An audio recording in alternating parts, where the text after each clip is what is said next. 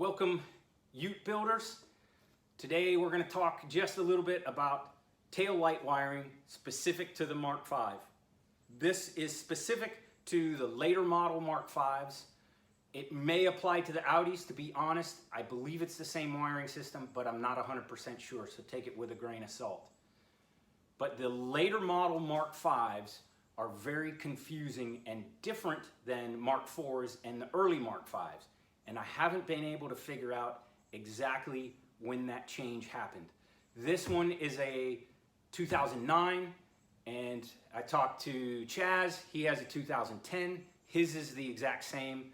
I did mess with a 2006, and it was the same wiring as in a Mark IV.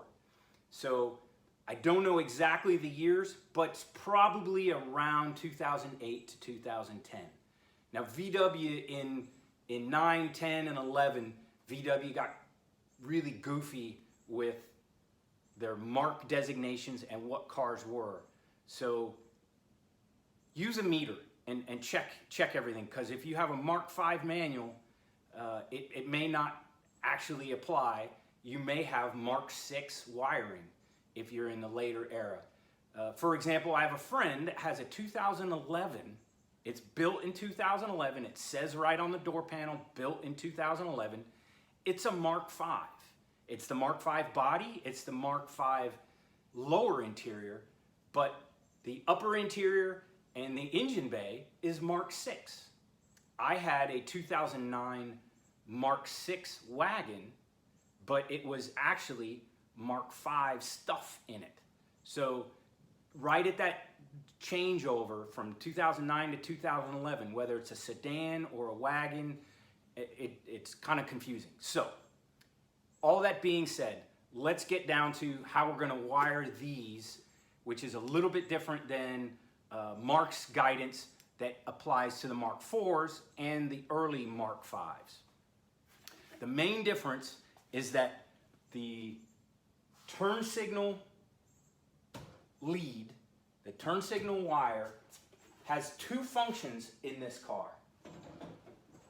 It does turn signal and brake. So it's kind of like you took a 5 to 4 wiring adapter and wired it into the car, in the car's computer that already exists. So very simply, what this boils down to is on the Mark IV instructions, for your reverse lights, you drill a little hole and you put the little LED that's supplied with the kit and you add that there. So in these supplied tails, you have 3 sets of bulbs or 3 leads, right? This is a multi-function, it's 2 filaments. This is a single function, and then by adding this, you end up with 2 functions in here. Okay, but this is different now. That's for the Mark IV. For the Mark V, and before you drill any holes, I suggest you use an ohm meter and check it, or just plug in a bulb and you'll be able to tell. Don't drill that hole until you do this test. Okay, so here's the test. Hook up a single lead to either the left or the right. You can pick whichever one you want. So the black with white striped wire here is the left turn signal. That's all that's wired up, and I wired it to the double filament bulb on the brighter filament, which is the red lead on the supplied sockets. All right, so now I'm going to turn on tail lights. You can see that the bulb illuminates with tail lights. And there's the left-hand turn signal. Okay, by the way, another goofy thing about the Mark V is the brake lights only work when the key is on. Many cars, the brake lights work whether the key's in or not.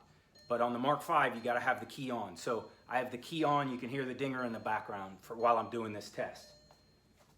Okay, so far we have tail light and turn signal. Turn off the turn signal, and now I'm stepping on the brake. Okay, and then I'm turning off the light. Lights are off, nothing in the bulb. Try the turn signal again. Okay, and the brake. So those 3 functions are all coming over one wire. And that's what's weird about these late model Mark V's. So now I'm gonna take the camera off and zoom in on the wiring, and I'll give you the color codes and how I actually wired it. Okay, so here we are zoomed in on the left tail light area. And now I'm gonna talk through what I did to wire this system up. The first thing is I took the black with blue stripe wire and a brown ground wire off of the tailgate, the trunk lid. The backup, the reverse lights, the backup lights are only in the trunk lid. So that lead came from the trunk lid. There's two leads, a left and a right. And you can do this a couple of different ways, but I brought the black with blue stripe up to the green socket, which fits into the upper socket in the tail light, which will be this clear one, right? This is the upper socket. And you'll notice I didn't drill the hole in this one for that reverse light, because this is now gonna be my reverse light. So that black with blue is reverse light. I put a clear bulb in it, and it's a fairly bright one. I believe that's a 5-watt bulb instead of the amber bulbs that are recommended here. So that now does my backup light or reverse light function. And that fits into the clear socket, so that's good. That works out real well. Then for the lower white socket, which has 3 leads, black is ground, so there's a brown wire. White is the small filament or the less bright filament, which is your tail lights. So I took the gray with black stripe lead that normally goes to a marker and plug that into the white wire. So that gives me a tail light function on the less bright filament. And then the turn signal lead, which for the left of the car is black with white stripe, hook that to the red lead, which goes to the bright filament. Now the car's computer increases the amperage on that between brake light and tail light. So when you, excuse me. So when you have tail lights on, now you'll have both filaments illuminated, but the brighter filament will be at half wattage, so they'll be about the same brightness. Then when you step on the brake or you push the, turn on the turn signal for left in this case, the car's computer says, oh, higher amperage on that. So that same filament will illuminate with the higher voltage, making it brighter. So that gives us the left tail light here. All right, I like to add some bright LEDs under the roll pan. So what I did with this lead, the black with blue stripe, was further downstream, I soldered in a T and ran that wire over to the right-hand side. So you'll see a funny green wire coming out of the right-hand side, that is the reverse light for the right. Then the original lead for the reverse light, I strung underneath the car, and that's gonna give me down here under the roll pan, that'll give me a lead for my LED backup lights. Now the cool thing about this system is if you are gonna add a hitch and you wanna add a trailer, plug like this, you don't have to put the converter on. You can just wire this straight into these wires because it already has a multifunction with that left hand. So let's scoot over here to the right and I'll give you the color codes on the right. So here we are looking at the right-hand side of the car, or the passenger side of the car. As I mentioned, my reverse light, which will be the green plug, which is the upper one, goes into the clear portion of the lens.